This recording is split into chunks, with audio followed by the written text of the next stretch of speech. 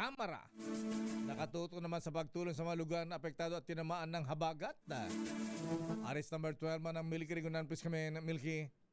Lakay-Atea, tiniyak ni House Speaker Faustino D. III na handa ang Kamara na magbigay ng tulong sa mga lugar na malubang na salanta ng baha dahil sa epekto ng habagat.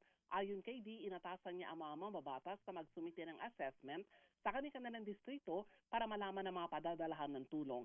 Sabi ni D, ang mga kongresista ang direktang nakakaalam ng kanilang sitwasyon kaya prioridad ang koordinasyon sa mga local government officials para makapaghahatid na ng mga ayuda.